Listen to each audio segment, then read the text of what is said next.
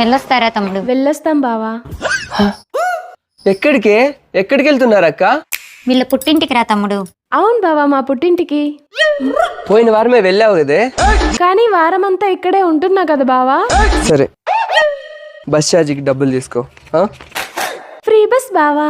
సరే, ఖర్చులు కొంచుకో. 3 సంవత్సరాల తర్వాత ఇవ్వు బావా. అవునరా తమ్ముడు, 3 సంవత్సరాల తర్వాత ఇవ్వరా తమ్ముడు?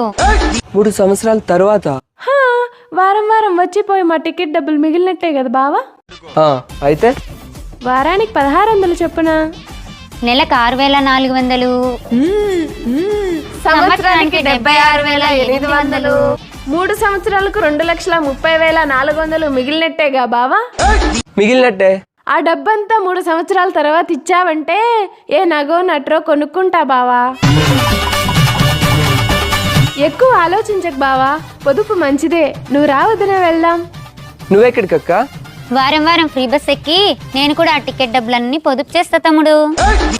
ఆ డబ్బులతో నువ్వు కూడా ఒక నగ కొనుక్కుంటావా అక్క? అవును తమ్ముడు. ఎందుకు? రోజు ఫ్రీ బస్ ఎక్కక్క, అప్పుడు ఇంకా ఎక్కువ డబ్బులు పొదుపు చేసి ఆ డబ్బులతో నడుముకు ఒక పెద్ద వడ్డానం తీసుకోవచ్చు.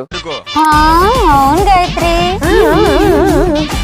అక్క, నువ్వు ఇలా రోజు బస్ ఎక్కావంటే మా బావ ఇంకో దాన్ని తగులుకుంటాడు. అప్పుడు నీకు తిక్క కుదురుతుంది. వదినా.